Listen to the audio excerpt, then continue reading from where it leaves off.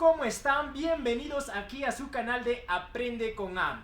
Hoy tengo el privilegio de tener la visita del pastor Julio Negri, quien nos va a hablar un tema muy importante sobre los gobernantes. Pastor, buenas noches, ¿cómo está usted? Buenas noches, Aníbal, gracias por invitarme y saludando a las personas que están ahora viéndonos, y es un momento oportuno para poder responder algunas dudas, incógnitas o problemáticas que hay. Bueno, ¿qué nos habla la Biblia acerca de los gobernantes? Porque muchas personas tienen sus propias opiniones, hay analistas políticos y todo por el estilo. Pero queremos entrar a este tema. ¿Qué nos habla Dios acerca de los gobernantes? Bueno, hablando de la Biblia, encontramos mucho tema sobre los gobernantes, sobre la acción y aún la parte bien definida, lo que Dios dice, ¿no? La iglesia es de Dios y el gobierno son de los hombres. Dios no está mezclado la iglesia al gobierno de los hombres, sino en la iglesia aparte. Por eso que la Biblia dice, cuando habla de los gobernantes, aquí en 2 Samuel capítulo 23, verso 3, el Dios de Israel ha dicho: me habló la roca de Israel. ¿Habrá un justo que gobierne entre los hombres, que gobierne en el temor de Dios? Oye, es una pregunta. ¿Habrá un justo que gobierne? Yo creo que desde muy antes ya hubo gobernantes, ¿no? Desde el principio de la Biblia, ¿no? Si nosotros hacemos un poquito de memoria rápidamente, encontramos que el pueblo de Israel estaba gobernado por los profetas que Dios enviaba. Luego Dios empieza que el hombre ya no quería aceptar casi a los profetas y Dios envía a los jueces. Por un tiempo estaba siendo gobernado por los jueces. Después creo pasa a los reyes. Claro, cuando ya el pueblo de Israel, ya una nación de Israel, ya no quería ser gobernado por los jueces, ellos piden ser gobernados como las otras naciones que tenían sus reyes. Ellos tenían sus reyes, ¿no? Un rey establecido. Entonces ellos querían también su rey. Ellos le dicen a Samuel: Samuel, queremos nuestro rey para que nosotros le podamos adorar, acercarnos, a pedirle algo, y él también pueda concedernos a nosotros. De esa manera empieza pues en el pueblo de Israel, no dentro de la voluntad de Dios, sino por la voluntad de los hombres.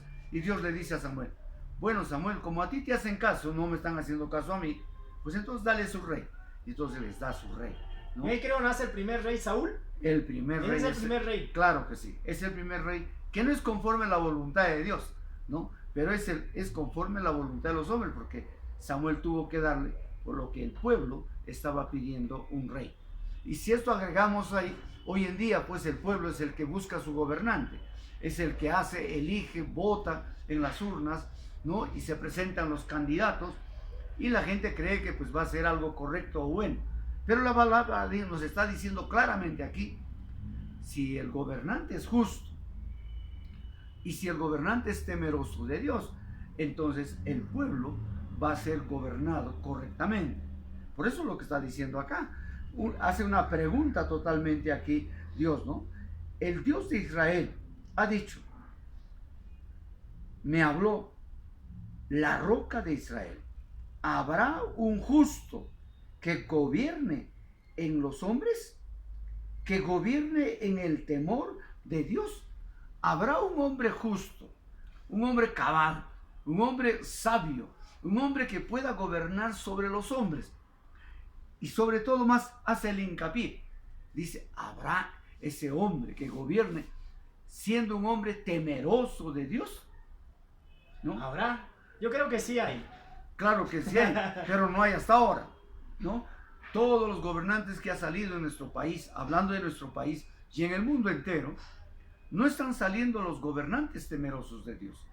Muchos hombres están lanzándose sin el temor de Dios. Entonces muchos de estos gobernantes, empezando desde la cabeza hasta las últimas autoridades que hay en el pueblo, en la ciudad, en ese país, y hablando de nuestro país, realmente son personas que le han dado la espalda a Dios. Y ahora, ¿esos gobernantes que tenemos en nuestra actualidad han sido establecidos por Dios, o es que el hombre dirige, digamos, el hombre es lo que elige a sus gobernantes? Dios nos muestra que cada gobernante está bajo la voluntad de Dios. No es porque simplemente... O sea bueno, sea malo. Sea bueno, sea malo. Acá en Romanos estamos viendo la palabra de Dios, nos dice en el capítulo 13, el capítulo 13 de Romanos, nos habla algo muy tajante, ¿no? Y acá dice, sométase toda persona a las autoridades superiores porque no hay autoridad sino de parte de Dios. O sea, digamos, Martín Vizcarra, digamos, el pueblo lo eligió como presidente, pero ha sido establecido por Dios. O sea, quiere decir que ha sido establecido por Dios. Y nosotros debemos someternos a esas autoridades. Claro, Vizcarra pues, no ha sido elegido como el presidente, sino era elegido el primer vicepresidente. Claro, era al que ha Kuczynski, elegido por cierto, Kuczynski. ¿no? Pablo Kuczynski. Él fue elegido. Pero en la voluntad de Dios, pues realmente hace que Vizcarra tome el lugar de la presidencia por la circunstancia en que vive el primero. Exacto. ¿No? Hubo problemas y entonces el problema que hubo entonces fue el que renuncia el gobierno. Entonces ingresa Vizcarra y es la persona. Es porque Dios está haciendo eso. Es porque Dios está estableciendo para que este hombre, por eso dice, los gobernantes que hay, el presidente que hay, las autoridades que hay, es de parte de Dios. O sea, ha sido establecido por Dios. Por Dios. O sea, nosotros hemos sido como instrumentos que hemos ido a sufragar y hemos elegido a nuestro presidente. Hemos sido las herramientas. Aparte de las herramientas, ¿no? Las herramientas que Dios ha usado para ir a la urna y votar, ¿no? Y en este caso ya ha sido el Congreso quien convoca a Vizcarra para que sea el presidente, ya viendo que el presidente había una vacancia de la presidencia. Entonces, como el primer vicepresidente, él toma el lugar. Y eso es lo que pasa. Pero, como Dios dice acá, es establecido por Dios. Dice, y ahora, si la persona resiste a lo establecido por Dios, ¿no? Acarrea condenación para sí mismo. Si uno no acepta lo que está estableciendo Dios y comienza a hacer las cosas, está acarreando maldición, ¿no? O sea, hay una maldición que está yendo porque no están obedeciendo las normas de Dios. Quieren romper las normas de Dios. O sea, si nosotros desobedecemos a nuestras autoridades superiores, quiere decir que estamos acarreando maldición. Claro. Y eso no es correcto. No es correcto. O sea, así la autoridad sea corrupta, igual tenemos que someternos. Nosotros no tenemos que ver en el asunto lo demás. Nosotros muchas veces estamos dispuestos a insultar, a ofender como cristianos, como hijos de Dios. Yo como pastor no puedo ir con una palabra en contra o ofensiva o dañina, aunque ese gobernante está mal. Si Dios ha puesto, pone gobernantes, sí, lo saca también. Ahí también habla, creo, una parte, ¿no? Sí, que sí. Dios pone y quita gobernantes. Sí, Algo igualito, así. dice acá. De modo que Él pone, ¿no?, a las autoridades como también los quita, dice la palabra de Dios en el versículo 2. El que resiste a ellos, Él pone, como también los saca. Entonces, es Dios quien hace. Ahora, puede usar las herramientas a las personas para hacer cosas, ¿verdad?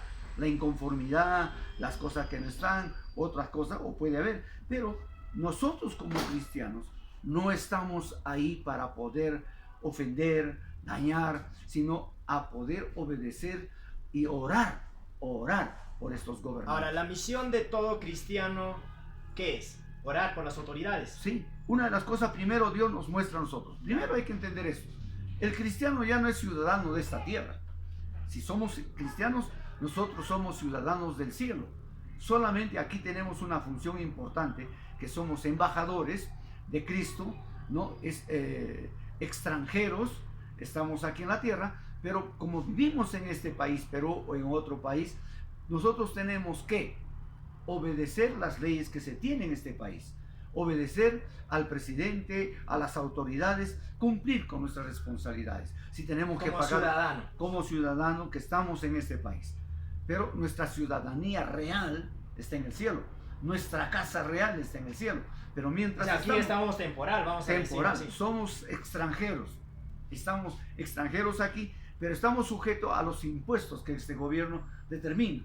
Y entonces nosotros tenemos que pagar los impuestos correctamente, obedientemente. No tenemos que decir, no, que a mí no me corresponde, no, tengo que ser obediente. Porque Por el Dios bien, nos por el ordena desarrollo del país. para desarrollar esta Aunque nación. las personas que nos están viendo, algunos dirán, no, pero, o sea, lo hacen un mal uso de ese dinero, o sea, no lo distribuyen bien y se aprovechan ellos, y por eso el crecimiento del país Es no que Dios va a pedir cuenta a ellos.